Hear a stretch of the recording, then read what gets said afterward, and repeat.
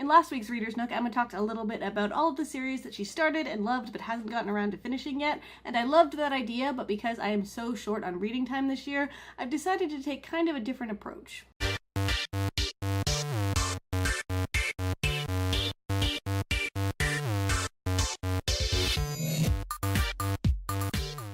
Hey WordNerds, happy Tuesday and welcome back to Reader's Nook. For this week's video, I'm going to be talking about some of the series that I really need to start because I have a bunch of books that I haven't read yet and a bunch of series that I'm so sure I'm going to love but just haven't gotten around to reading. So for today, I wanted to share 4 series with you guys that I actually already own at least the first book of, but I haven't gotten around to reading yet.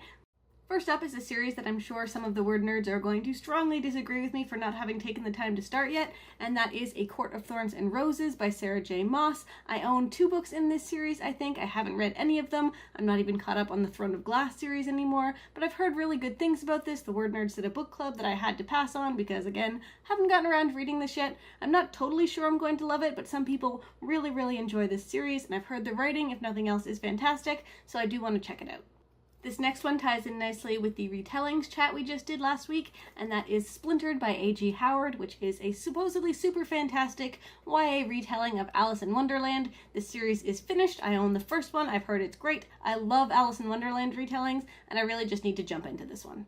This next one is adult fantasy, and it just sounds really cool. I've bought 3 books in this series already, and I just need to find the time to read them. The first one is A Natural History of Dragons by Marie Brennan. I've loved Marie Brennan's books before. This is a series all about, it's kind of written as a memoir by the world's leading dragon naturalist who happens to be a woman, and she's just kind of telling her story, basically how she got involved with dragons, what she's discovered, all of that super cool stuff. I do want to write dragon books in the future, so I really want to dive into this one for inspiration, and also because it just sounds awesome.